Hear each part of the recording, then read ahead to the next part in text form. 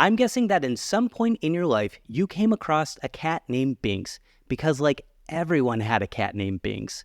Well, you can thank the 1993 film classic Hocus Pocus that introduced us to Binx the cat that inspired, like, all the pet owners out there. And dude, I miss 90s films. But did you know that Binx was portrayed by multiple cats in like a bunch of weird different forms? And that one of those forms was a robot that found life in other witch-based media afterwards?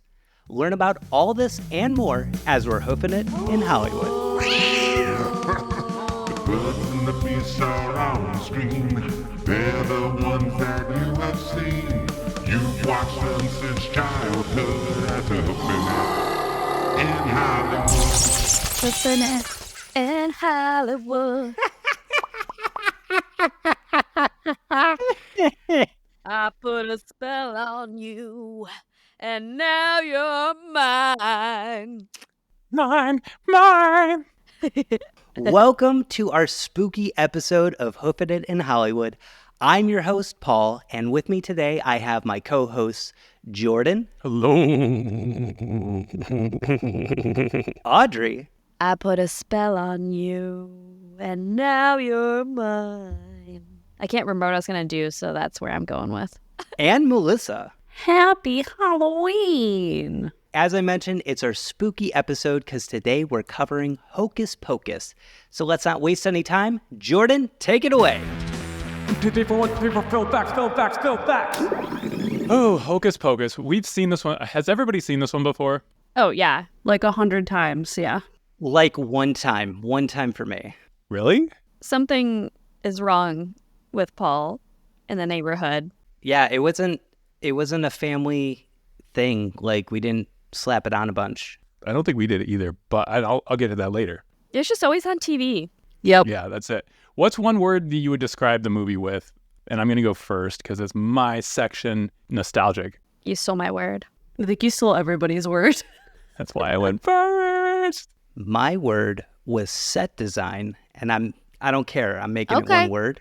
Yeah. Out of control set design. I'm going to go with... Now this, I just like the way this word sounds. Doesn't mean the movie is that amazing, but I'm going to go with spectacular. Oh, spectacular. Or kind of like spectacular, but spectacular. Okay. I'm going to go with lovable because I feel like everyone likes this movie. I agree. Okay, awesome. Well, Hocus Pocus was released in 93 as a fantasy comedy. It was directed by Kenny Ortega. It was written by David Kirshner, Mick Garris, and rounding it out for the writers was Neil Cuthbert. So before Hocus Pocus was this movie that you and I all love, it had a much darker script. It started in the 80s, and actually David Kirshner started it by telling his daughters this story about witches who would steal children's souls to stay alive longer. It started there, and he was like, this could be a movie. They wanted to call it Halloween House, and it was more like a horror fantasy than a comedy. The kids were younger. They were all like 12 and in much greater peril. And he had said something about it originally wanted to be like, I guess, preteens and tweens more than teens, because that's when you make a lot of those like early childhood memories and a lot of the big things happen to you and you remember it forever. So it was going to be like a scary movie that involved a bunch of kids. I would love to see like a creepy ass version of this movie. Yeah. So yeah, it was going to be scary. It was no longer scary. Probably a good thing, but I would love to see the scary version probably. It might have been kind of fun. Yeah, but you know what was scary about it? The amount of times they used the word virgin. They did say virgin a lot. Yeah, that was a big plot point. That great beans, what took these so long? I'm sorry, Emily. I had to wait 300 years for a virgin to light a candle.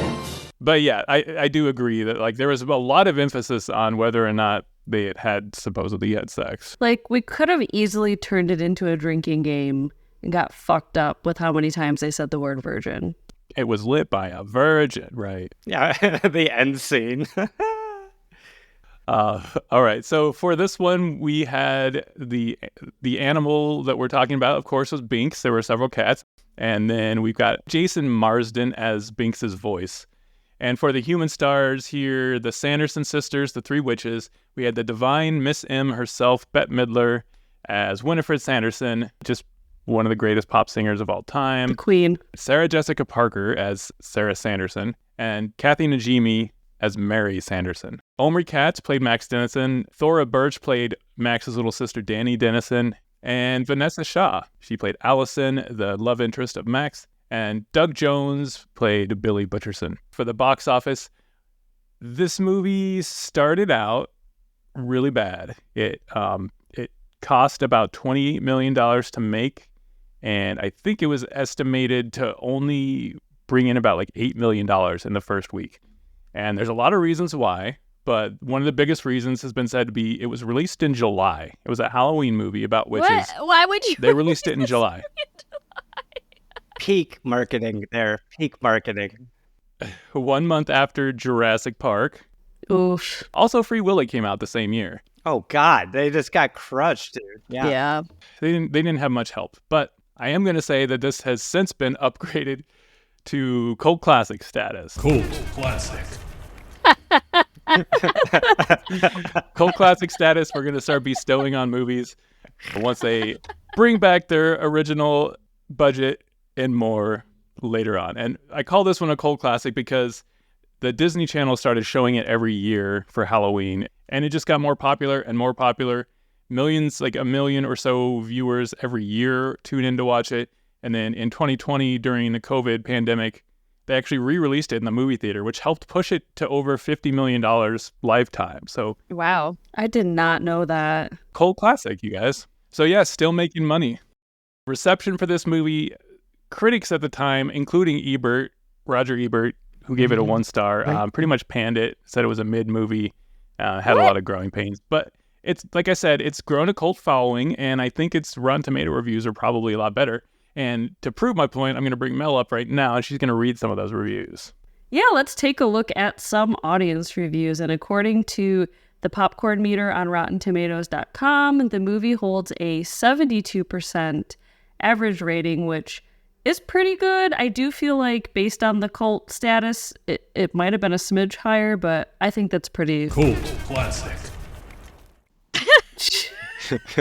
God damn it, Jordan. We have a review from Julian S., and this is from October of 2024, so last year, and she gave it 5 stars and said, "What truly endures is the unforgettable performances of Midler." She spelled the lady's Najimy. She spelled it Nimjammy. Nimjammy. Please read it like that. Okay, Jesus Christ. Julian S. gave it 5 stars and said, "What truly endures is the unforgettable performances of Midler, Najimy, and Parker, who throw themselves entirely into their wickedly campy roles." Dude, that was actually my second word to describe the movie was acting, because acting was rad in this movie, and they were rad. I could not agree with that more. I also found a couple reviews on Letterboxd, and the movie on there has an average rating of 3.5 stars out of 5, which again, I agree with. And we have a review from Reese, who gave it 5 stars. This is from 2023, October, and they said, "Within the first 5 minutes of this film, a little girl is murdered, a boy is violently turned into an animal, and 3 women are literally hanged till death. Talk about spooky family fun." And then they put some emojis after that. So, I mean, Yeah. I kind of loved that review. And then the last review I have is from your dad. He gave it 3 stars. This is from September 2025 and said, "Getting into the Halloween spirit, and I think this movie has a bunch of adult references in it. Good thing I'm a virgin." my God. Wait, your dad can't be a virgin. That's a plot hole, dude. Hey. That's a plot hole. That doesn't make any sense. I mean, what? Have you ever heard of adoption, yeah? Ah, well, there you go. Good point. Or like stepdad? Leave. Or like... Just leave the meeting right now, all right? leave the I can't, leave the I call. can't help being right. I'm just, if I'm right about this, I'm right about this. Not much you can do about it. All right, that's all I had. That's it, folks. Thanks, Melissa. Why you sound so pissed about it? I know you were. Thanks, Melissa. I thought you were doing Thanks, like Melissa. a radio. Yeah, like a radio DJ thing. Speaking of 5 minutes in, let's go ahead and talk about what happens in the movie really quick, and then we can talk about our favorite scenes. Animal rules for this one. Thackeray Binx is actually a boy who has been turned into a cat. So he can speak and interact with the other characters, but he has the physical form of a cat. They all hear him talking. They actually see his mouth moving. So it's literal back and forth dialogue between the animal and the actors. And it starts off 1693 in a small town.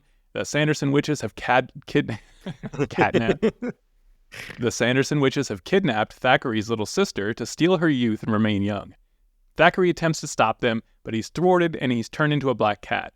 The sisters regain their youth from the little girl, but the villagers come to find and kill them. Just before they're hanged, Winnie reads a prophecy from her magic spell book with a cool eye that they will return on All Hallows Eve when a virgin lights the black flame candle. Virgin. Fast forward 300 years later, a virgin. 300 years later, Max Dennison, who just moved to Salem from California, hears about the sisters in class. He falls in love with his classmate Allison after she passionately recounts the story of the sisters. He's bullied on his way home, and he's moody, and then he learns he has to take his little sister Danny out to go trick-or-treating, so he's even more moody because he's a teenager who doesn't want to go trick-or-treating. Dad, I hate it here. This is lame. I didn't want to move. He does. He cried to his dad, and then his sister caught him almost jerking it. He was basically just fantasizing about Allison, who he just met. That was so weird. She like pops out of the closet and she's like, "Oh, Allison!" And then she like jumps on him too and gets like super close. And it's like Awkward. Okay, they end up. So he has to go take his sister out to trick or treat. They don't really like it. They get into a fight and they end up together again at Allison's parents' house, conveniently, where Allison tells them that the Sandersons' former home is now a gift shop. Max immediately wants to go break in. So they all break in. He lights the candle to impress the girls, but it summons the sisters. The little sister gets caught up. So Max creates a diversion by like turning the sprinkler system on, and the witches think that it's like acid rain or some kind of rain that's going to melt them. And with the help of Binx the cat, who has been watching the house for this very moment that the virgin comes back, they steal the spell book and they escape to the hallowed ground of a cemetery. Meanwhile, the witches, they only have one night's grace with this candle rule, so they resurrect Winnie's ex, Billy, and they go off in search of the children. And here it comes like a classic fish out of water. There's like a bunch of events where they don't know what the modern world is, and they encounter like a bus or kids trick-or-treating. One man dressed as Satan, they think he's their master. Lots of funny things happen. And cute as shit, dude. So at the cemetery with the kids, Binx explains who he is, affirming that Allison's story that she told in class is true, and he also explains his curse and that he can't die. Then they get chased away by Billy.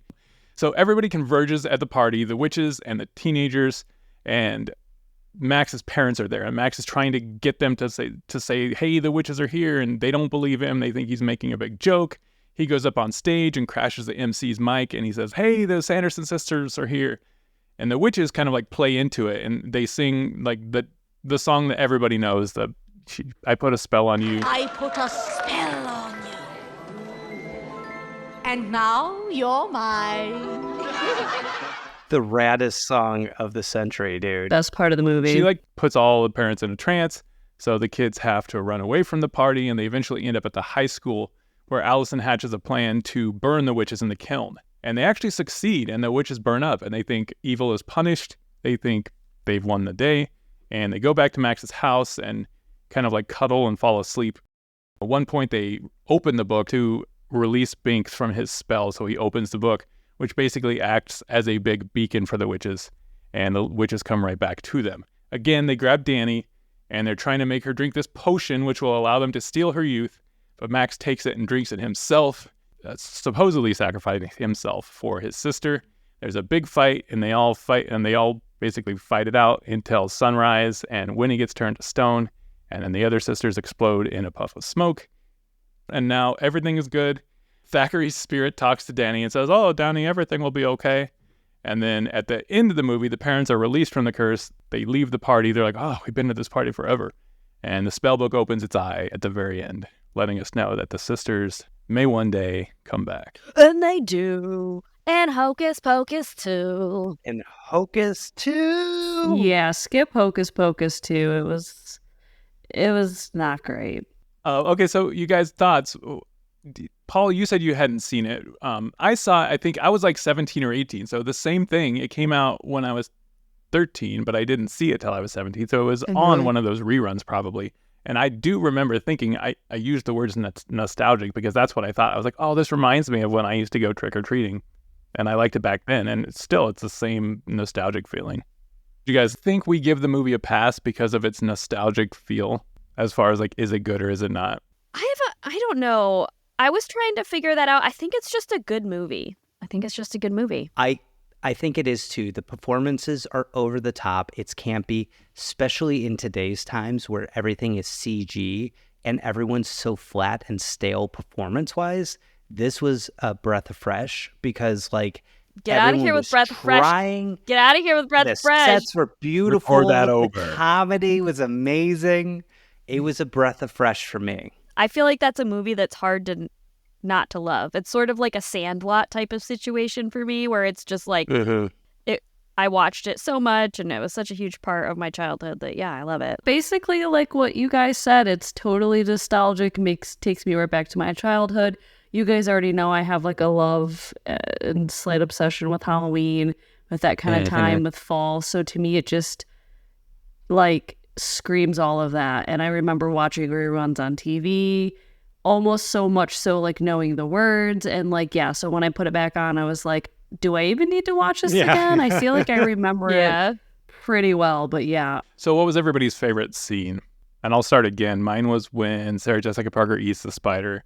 Oh, yeah. And at first she's just like, oh, what a lovely spider. Like the way she said it was really, really funny. And she crunches it and then it goes to another scene and then it cuts back to her and she just got like another mouthful of spider. She's like fucking brailing it, dude.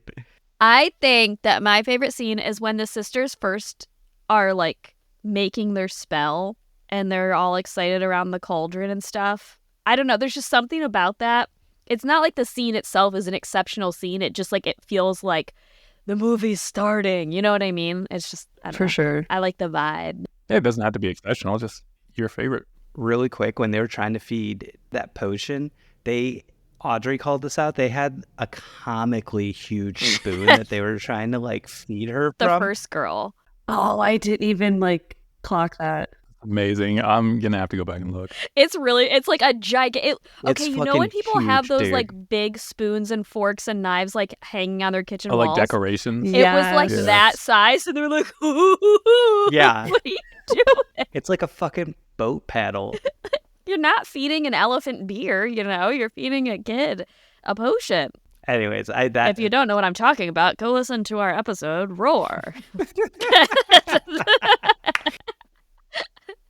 Nice. I love when they have to find other items to use to fly on because I think, remember, their brooms got taken by little kids, so they look around. And Mary's my favorite character. I love her. I love when she grabs the vacuum cleaner and just whips it in between her legs, and it Okay, listen, I said to Paula, I was like, oh, it sounds like I hurt her crotch. right. It had to have, because she whipped that thing in between her legs. It sounded like it slapped right into her. I was like, oh. I just loved it.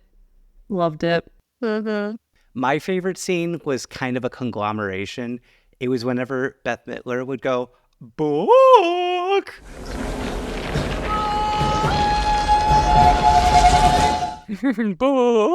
Yes. Because it's a fucking ridiculous sound. And at the end, right before she turns to stone, she goes, book. And it's like, the book doesn't come to you or anything like that. What was the end game? Why did she yell book at the end? Like, what was the thought process for that? It was just... I thought it was going to come to her as well. And I kept thinking, I was like, oh, does the book actually come back? I don't actually remember that. No, I don't think it ever came. Did it So ever? In her moment of death, she just like, book. Like, shouts book. do you have anything else, Jordan? That's it, Paul. All right, I'll take it over for Creature Chronicles. What's that? It's Creature Chronicles. If you guys had to guess...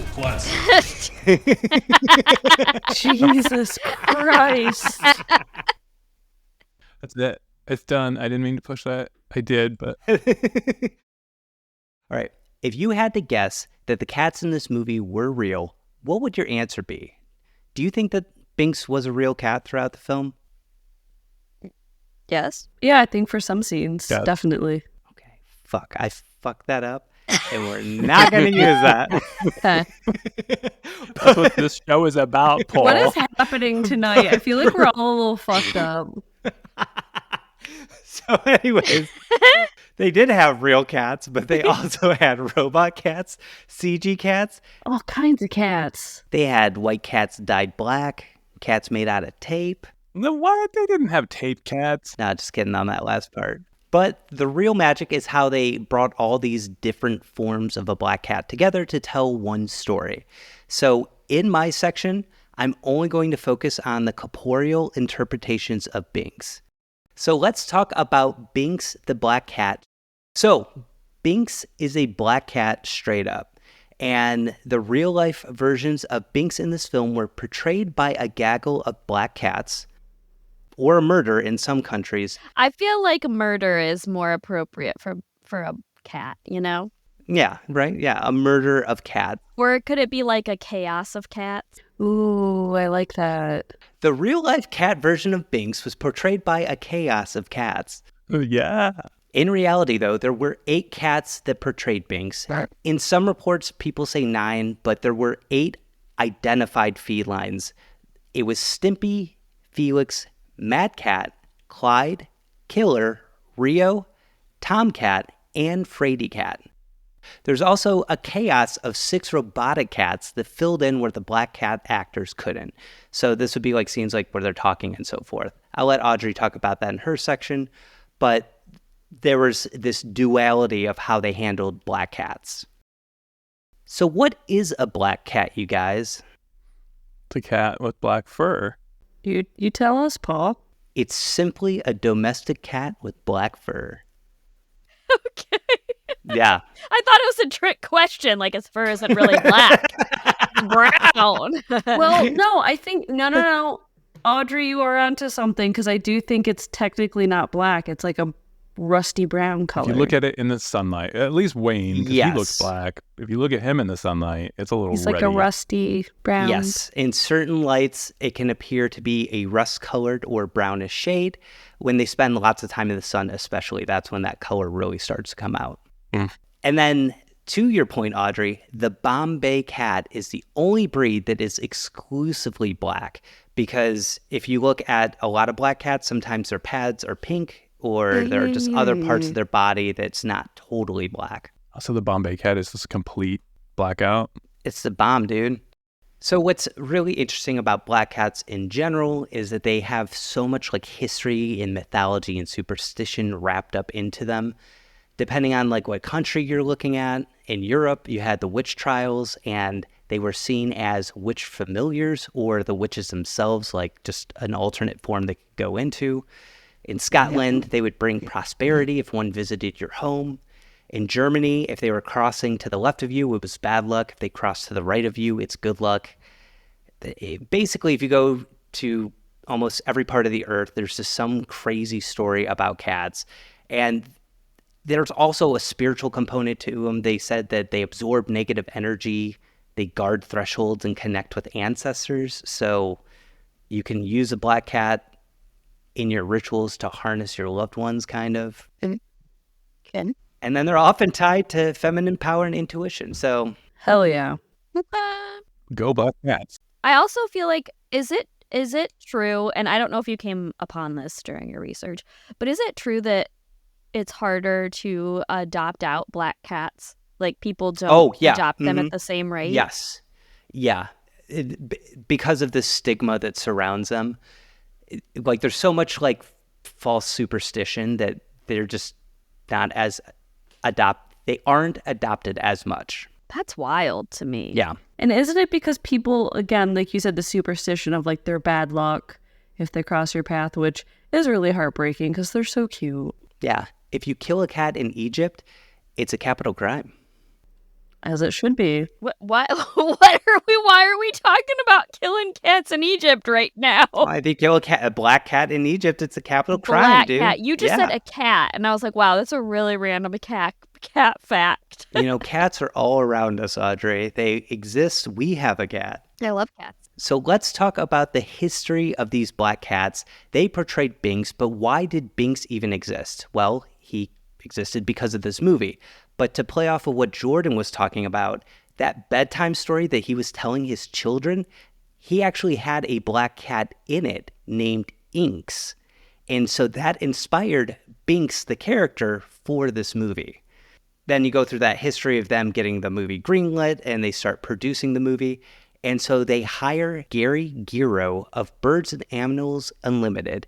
So wait, they didn't start just collecting black cats from all over. 150 black cats. They didn't collect 150 black cats. Black Panthers, maybe. They didn't harness every animal that came to their doorstep. And folks, if you don't know what we're talking about, go listen to our previous episode, Jesus Roar.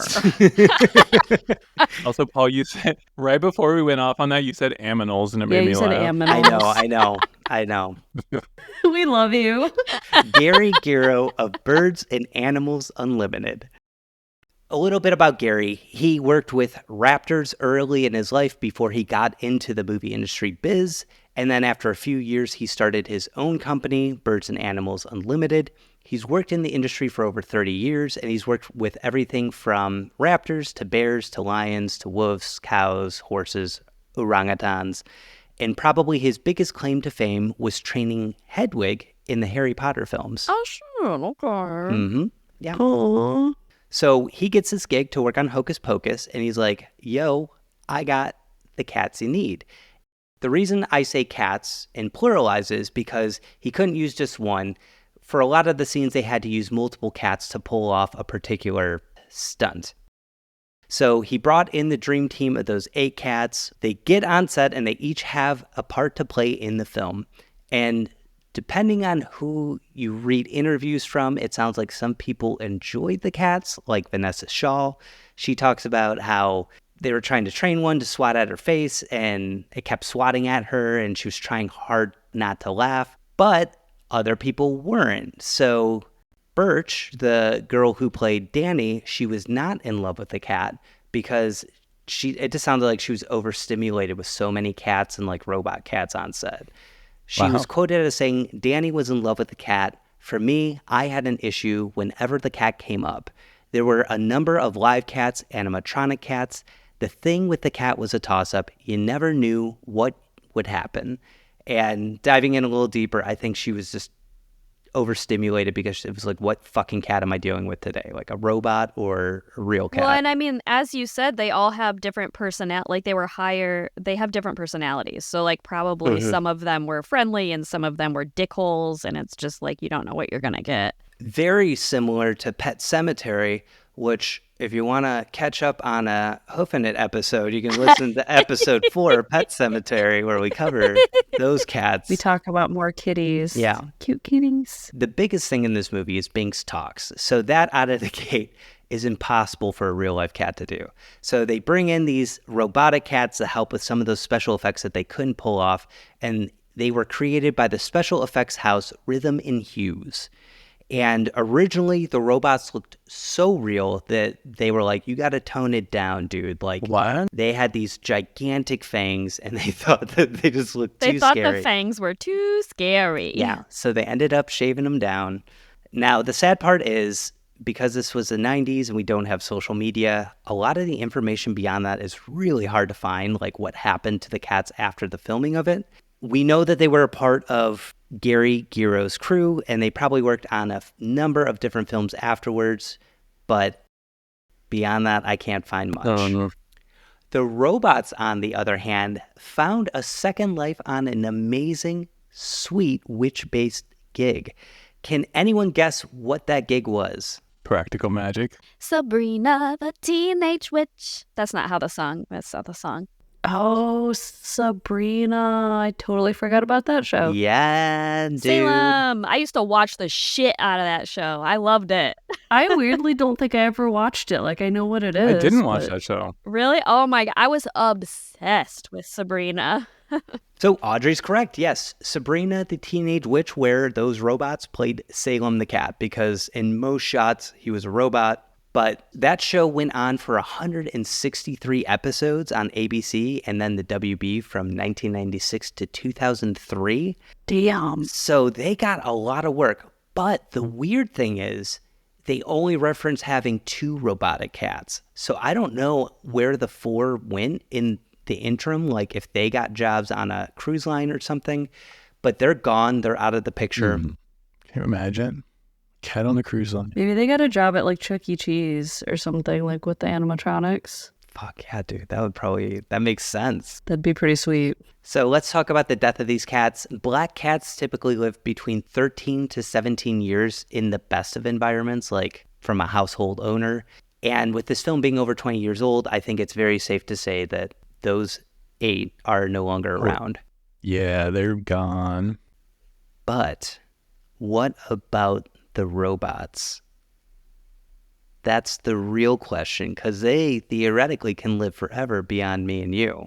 They gotta be somewhere, right? I could only track down one of them, and kind of one of them.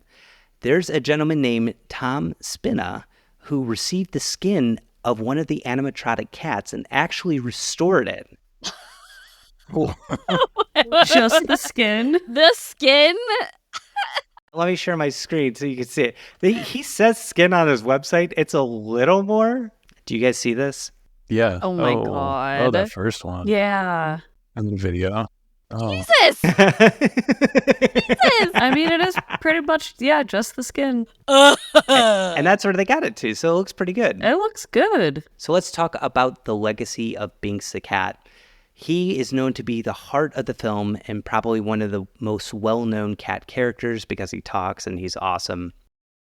And knowing that the movie, when it initially released, did poorly, but then everyone fell in love with it, particularly that Binx character, I think it's safe to say that he saved the film, you guys, like single-handedly. Okay. Oh, Jordan. Okay. I don't disagree. And on top of that, everyone has a cat named Binx, or if you're like me trying to do research for the show, it fucks up your searches because of everyone's Binx fucking TikToks that they have out there, which is annoying. So he's got a very nice long legacy, this character. Same with that skin, not so much real life cats. And so I'll finally leave it on this. We mentioned that there was a sequel called Hocus Pocus 2, and you might be wondering, does the character of Binx appear in Hocus Pocus 2? I don't think so. No! That's the short answer. Which is why it's a horrible movie. Why not? The long answer is no. Well, Binx passed on at the end, right? He said, peace, bitches, did. I love you, but bye. But they teased everyone before the movie came out with another black cat. And this black cat is named Cobweb and is super cute, but it is not Binx. So that is the history of these black cats, the robotic cats that portrayed Binx. I think we should take the time to rate the performance, and I'll turn it over to Melissa to handle the animal reviews. Yeah, Paul, let's jump into the animal reviews part of the show. So what did you guys think of all of the black cats' performances as Binx, since you said there were 8 of them, and we're also including the animatronics in there for bonus points. The rating scale I'm going to go with this time is out of 5 amucks. Because remember when Sarah says, amok. Amok, amok, amok, Had to make that the rating scale. Had to. Anyways, that's the rating scale out of 5 amucks. We always say 5 amucks, but I loved everything that Binx did when he'd run and jump on somebody's shoulder. Binx was awesome. I loved Binx. Even when I was a teenager, when I first watched it, I was sad when I thought he got hit by a bus. So 5, amok, amok, amok, amok, amok. I think I'm going to go with 4, amok, amok, amok, amok, only because it was sometimes hard to get a gauge of the cat's performance because of the way that they did Binx, which I'll talk more about and Paul talked about as well. But I thought he did a great job, and who doesn't love a cat being a cat, you know? Yeah, Forrest fair. Yeah. I think I will also give it 4 Amucks, although I will give Felix the Black Cat and Frady Cat 5 Amucks because they had really standout performances in the middle of this. Now you guys are making me feel bad because I was going to just say 3 Amucks. No, I think that's fine. I mean, okay, so maybe I'm somewhere in between 3 and 4. Because sort of like what you said, Audrey, the cats did do great in all the scenes that they were in, but I just feel like they weren't in it enough to really judge their performance, and they didn't do anything super crazy stunt-wise, but they were still great. They were still just being cats, so... All right. Well, I'll now turn it over to Audrey to do some movie magic. Get ready for movie magic. All right. And now it's time for movie magic. Or should I say movie Hocus Pocus? This is a section where we really let the cat out of the bag about what goes on behind the scenes. And and with that, let's start with one of the stunts in the movie. How did they do Binx in the bag? Because then he's let out of the bag. So how did they get the cat in the bag without hurting the cat? There was a stuffed animal in the bag. Catnip. It wasn't a bag. There was never a cat in the bag. Oh. Sorry. Yeah, so the cat, surprise, the cat wasn't in the bag. It had like a motion thing in it that made it move around. Anyway, okay, I just wanted to get that stupid joke in at the beginning. So we can move on to my actual section now. So as Paul said, in addition to real cats, there were animatronic cats, there were floppy cats, posable cats, stand-in cats, inflatable versions of Binx, which I have many questions about that I did not find answers to. So, of the live cats, they had cats with the varying skills and personalities, and they each did different things. In America, Humane was on there for a lot of the training and preparation of the cats. And in the scenes where Binx actually talked, they used that special effects that Paul briefly touched on, where they basically animated the head. And I think in like post-production is what you'd call it, they like cut off the real cat head in the picture and put on this, like put an animated head sort of like superimposed over it.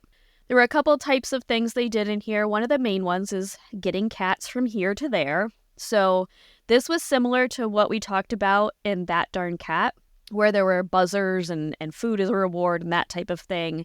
Like when the kids first meet Binx at the witch's house, Binx surprises Max and jumps on him and Max falls down. For that scene, that's an example where one trainer would release the cat, a second trainer would use the butter. I mean, a cat would love butter. To make the cat slide. No, I'm Them just kidding. cats love them butter. A second trainer would basically trigger a buzzer in Max's clothing to be like, "You're good," and then the cat would jump onto him. Could they use "I can't believe it's not butter" to get him to move?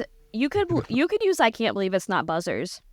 That's a really I can't believe it's not buzzers.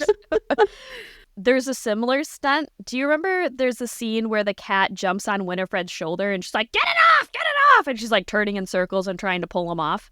So that scene's interesting for a couple of reasons. One of which is that Bette Midler didn't do that scene. It was a stunt double. Whoa. Oh. And they had the cat jump onto the actor, and it was responding to a buzzer on the clothing. And then the stunt double held on to the cat and spun in circles, holding him in place instead of the cat trying to jump off. So that was kind of just an interesting little fun fact, I thought.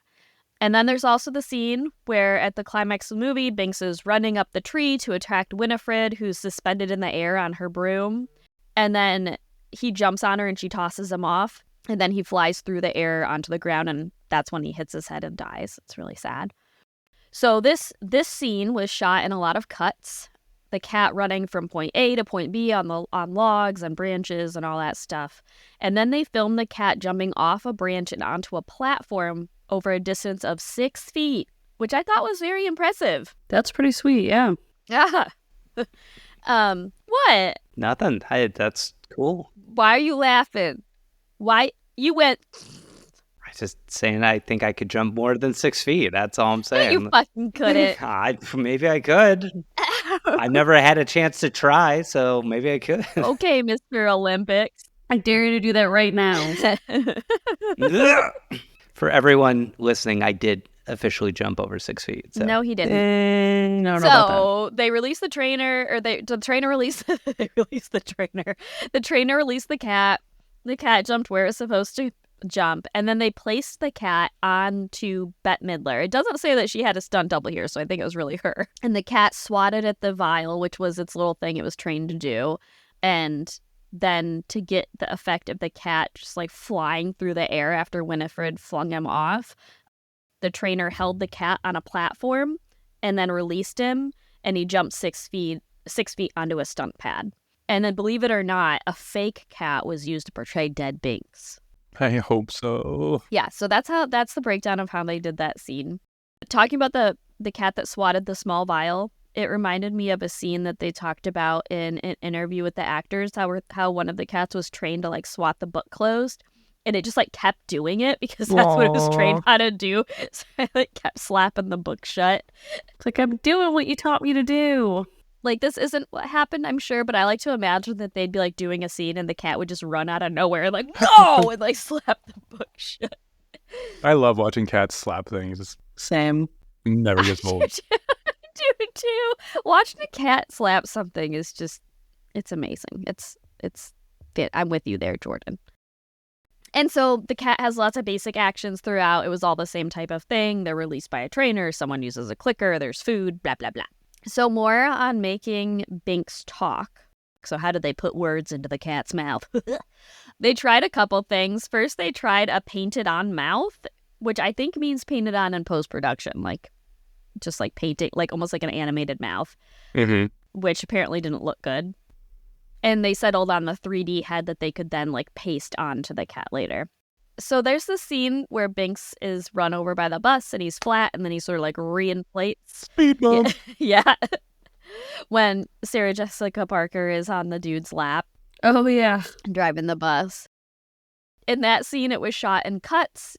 They had a fake cat, a special effects cat, and the real cat as part of it.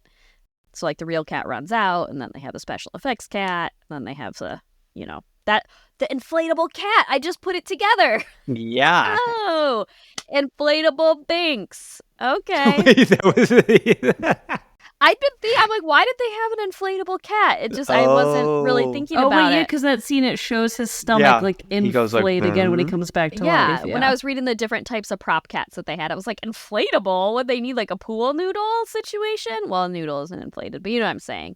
So that's the cats. But then there were some other animal actors in this movie. At the beginning, there were horses and chickens. For the horse, they tied it loosely to a tree. And then they had the handlers wave plastic bags, which apparently is probably terrifying to a horse and sounds a lot worse than just training the horse to walk forward. Seems like maybe that would be a better option. But no, they just scared the shit out of the horse with some plastic bags. And they took a similar approach to chickens, where they put grain in their pen and then they just like ran around to make the chickens. Why are you guys such assholes to these animals? Oh, what else are you going to do? So this is my favorite part, actually, and it starts with a question, which is, can you guess why they had to make a cast of Doug Jones? He played the zombie. They had to make a cast of his teeth and what that had to do with animal actors in this movie. Hopefully he wasn't biting any animals on set that I'm... Did he bite off a chicken or something? Isn't there a scene where his dentures shoot out and like bites the back of a cow and the cow goes No. right? This would be hard to guess, so I'm just going to tell you. But I was curious if anybody had an idea. So they had to make him some dentures to create a mouth rig. Because if you remember when he first comes out of his zombie and they like cut the stitches. Oh, the moth. He coughs out dust and moth. Okay. So what they did is they made a mouth rig where they took the dentures and then they put a latex pocket between the upper and lower dentures, and it completely blocked off like his throat, basically. And so there was a little hole in it, which allowed him to like, through it. Mm. And they filled it with some of the Fuller's Earth, which if you remember from the alligator episode, hey folks, if you haven't listened to it, go listen to our episode on alligator. Stop it, Audrey. Sorry. So they used Fuller's Earth, which we talked about in the alligator episode. That looks like powder. Remember, like when the fake sidewalk blew up or whatever? So they put Fuller's Earth inside this latex pocket. And then once that was in there, an animal wrangler would place several moths using tweezers into the latex pocket. What? Under the supervision of a representative from the Humane Society. They would glue shut the fake stitches. And then as quickly as possible, they basically like reopen the stitches and he would cough out the moths. Wow. That's crazy. How many times did they do that take? Do you know? It said that they had to do a few takes to get it right, but that Doug was a real trooper. Nice. And this is why I don't think it was CGI for other parts, is because at the end of this, the guy is quoted as saying, remember, this was pre-CGI. There was no option other than figuring out how to do it practically with real moths. With that, I end my movie Hocus Pocus. Movie magic. I'll now turn it over to Melissa for some movie mischief. Move over for movie mischief. Are you guys ready for some fact or fiction? Because I know I am. Hell yeah. I know I am. Hell yeah. All right, let's go. I'm going to drop 3 facts about the movie, and you guys are going to have to tell me which one is the fake fact or the false fact. Easy. So here we go. Sarah Jessica Parker based her character's free spirit on Debbie Harry, the lead singer of the band Blondie. The dog in the scene where the witches go to the devil's house was actually Kathy Najimy's. I don't know if you remember, they do a quick shot of this cute little dog in a bed and he's got like devil wings on. Might not remember that part, but there was a dog in that scene. Oh, yeah, it was the one that chased him out of the house. Yeah, It was like, yep. That dog, yep. And then the third fact got for you is the actresses referred to the walk they do in sync as slurking. It combines slinking and lurking. Ooh. These are good. That was a really good one. I can't. Can we get slurking to become like the new term that all the kids say? I like slurking. I think the second one is the fiction. I don't think that was her dog. I'm going to go with the first one. Slurking's too weird to be fake. Uh-huh. I'll go with the first one because Audrey picked the second one. I'm going to go with the second one because I feel like you could easily just be like, no, Sarah Jessica Parker's. Cover the spread, Paul. You got to do the third one. Just kidding. You don't really. Oh, I'm going for the third one. You don't have to. I'm going Don't for the listen third to one. me. No, fuck it. Don't I'm going let for the third Jordan one. Peer pressure Slurking. you. I say slurking. All right, so the winner is Jordan. Good job. Yeah, you know it the whole time. So she actually based her character's free spirit on Stevie Nicks Yo. from Metallica. Metallica. Shut Yes. From Fleetwood Mac. Dude, Saint Anger was her best album, dude. God. That and Black. Oh my God. And Human Clay. Good job, Jordan. You win. You win a animatronic skin of Binx restored. Oh, you better give me that. I like to avoid our many audience members yelling at us. We know that Stevie Nicks was, in fact, in Fleetwood Mac. She was not in Metallica. We're going to move on to surprise scenario. So if you were a witch, what would be your preferred or favorite spell to use? And then what animal would you like to have for your familiar? Oh my God. The possibilities are endless. Could literally be anything. Yeah, that's a broad fucking question, Melissa. Jesus. Take some time. Do you remember in Mary Poppins when she helps them clean their room when they sing Spoonful of Sugar and they're just like snapping their fingers and the whole room just cleans itself up? That has been my fantasy since I was a child because I hate housework and I hate cleaning it. If you could just snap and it would just do it and like all the clothes would fold and put themselves away and you're eating sugar, I'm for it. So that's my favorite spell. Amazing. And my familiar, I would choose a monkey. Okay. And I'm not going to give a reason. Yeah, okay. That's totally fine. What do you do with that monkey, dude? I'm going to have a monkey, but I'm not going to tell you I'm going to have a monkey. What are you doing with that monkey, boy? Check this out. Mine is that I hate having to dress every day. So I would have a spell that would just dress me and clean me up and make me look good. Oh, I love like it. that whole low effort practical. lifestyle. Yeah. Okay. Like I always, I want to look good, but I look like shit all the time. And so just to be able to be like, A spoonful of sugar makes my shirt pop off, and then like I'm new, you know. The opposite. Yeah, I was of gonna say that would be dressing me. undressing, not dressing. And then he puts another shirt on me. Wait, that would be a lot of work. It just made me have tears in my eyes. I was not A prepared. spoonful of sugar makes my shirt pop off. It makes the V deeper. Oh my god. No, I feel like making the V deeper is giving someone a spoonful of sugar. These things go together. Interesting. Here's some sugar, baby. And then this is very personal, but my familiar would be a polar bear. Care to elaborate or no? I guess Yeah, you why don't is that have so to. personal? When I was a kid, one of my favorite stuffed animals was they had these Coca-Cola bears. They were in like commercials, and they made the cutest stuffed animal with a That was Coca-Cola. a really good version of the Coca-Cola. And yeah, that was excellent, dude. Holy shit. Yeah, I remember those commercials. I wanted one. Dude, and that stuffed bear. animal was like my familiar when I was young. And like if I Oh, could that's actually cute. talk to that fucking thing. Okay, maybe my familiar would be the stuffed animal version of that alive. Ew, that's so creepy. Yeah, same state as I left it. I think my favorite spell would be a time pause spell, like where I could pause time for everybody else or like anybody outside of my time bubble. And then I could do whatever the fuck I wanted in my time bubble. So I could just like have a bunch of extra time. I love it. That would be cool. No. I mean, then this brings up interesting questions though, because would I age at a faster rate than those around me? Yeah, do you age in your time bubble? How good is your spell? Yeah, how good of a witch are you? Yeah.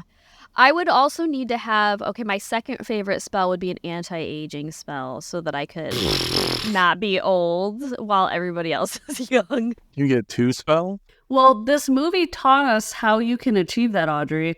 If you're a witch, you just have to kill little kids Kill and children. Yeah. Get the children. suck up their souls or whatever. You feed them the potion. Okay, and then my familiar, I have to cover Panny's ears here. My familiar would be like a raven or something. Because I like the really? idea of being like, "Kurr, hey, can you please go and fetch me a pink drink from Starbucks?" And then it would like, You think a fly. raven's going to be able to carry that? Well, it could fly. Or I could be like, "Can you please like go pick up this book from the store?" So, but the store is far away. And then, I mean, I know that shipping exists, but I like this better because it's a bird. I think for my spell, I would do some sort of teleportation because I think it would be amazing to just be able to teleport wherever the hell I want to go, like immediately and not have to drive Oh, yeah. 10 hours, not have to fly 8 hours, whatever. I would go everywhere. You know what? That's so smart. And then for my familiar, I don't know. I feel like I'm going to be so lame, but you guys know I'm obsessed with cats. And Wayne is pretty much my familiar, so I would just stick to the tried and true and go with my little tuxedo kitty. So, and now we're going to move on to adopt, take to the no-kill shelter, or taxidermy. So the 3 I picked out for you guys for this episode is Billy, and then of course had to go with Binx because this is all about him. Yeah. Of course. And then the third option is the book, because who doesn't want that sweet-ass book with that eyeball on it? A spell book. Yeah. So have fun with that. Okay, I would adopt the book because I want magic spells. Good plan. I would send Binx to the no-kill shelter, Heck yes. and I would taxidermy. What the hell was his name? Jimmy? Billy. Billy? Billy. I would taxidermy Billy. Billy? Yeah. I guess Billy is a weird name for a zombie. It doesn't... For a zombie, yeah. I keep screwing up Billy and Jimmy because it's like, anywho. Billy, I would taxidermy because he's already dead, so. And then I'd use him as a Halloween decoration. Boom, sorted. So I'm going to also adopt the spell book because then I could use that spell book to break this game and adopt Binx and Billy Butcherson too. So I could have all three of them, because you don't know how magic works. And fuck you, because I got a magic book with an eye on it. Listen, You can't do that. I can get sandwiches. I can make my shirt come off. I got all these powers because I got a fucking magic book, you guys. can you use the book to make Billy not smell? Because otherwise he's not allowed in the house. I can make Billy not green. I can do whatever I want because I got a magic fucking book, you guys. Paul's cheating. So that's it? Mm-hmm. Yeah, I'm using the magic book to break the game, so. Rude. All right, I'm adopting Binx. I've been adopting a bunch of animals, making my little menagerie of animals. Binx coming with me. I am also taxidermying Billy because he's already dead, so it's not a big deal. We can like put his head on a plaque. It would be kind of funny. And I'm taking to the no-kill shelter the third choice. The book. The book. I'm taking the book to the no-kill shelter. Maybe somebody will just pick it up. That's like a Goodwill, I guess, is where I take it for the book. So What if it gets into the hands of someone evil, Jordan? that's what I'm hoping for. It's kind of like I'm kind of like the guy in Alien Earth that's just like, bucket, take the alien. I don't care. Do whatever you want. Kill each other. That's where I'm at with this book. I feel like I'm always copying off of you, Jordan, and I promise it's not on purpose, but you pretty much had my pick. So I would adopt a Binx because he's adorable. I love cats, love black cats. I would take the book to the no-kill shelter, and my reasoning for that is hopefully somebody will figure out how to use it and maybe can use some spells to like take care of all the animals there. I don't know. I would like that person to be me. Okay, you can be in charge of that then. I give you permission for that. And then, yeah, I think taxidermying Billy is kind of the only way to go. And then kind of what you said, Audrey, he would make a pretty sweet Halloween decoration. So, Yep. All right. Do you have anything else, Melissa? nope, that's it, Paul. Awesome. We made it through another show, you guys. Thank you, everyone, for joining us for our spooky episode.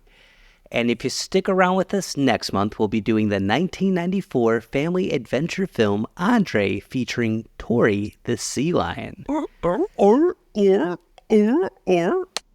Thank you to everyone for listening to our podcast. And if you like the show, please feel free to like, subscribe, rate, go on our social channels, start talking about us, because we like making the show, and the more you can help, the more we can keep doing it. And I want to give a final thank you to my co-hosts, Jordan, Melissa, and Audrey. Until next time, bye-bye. Bye. Bye. Bye.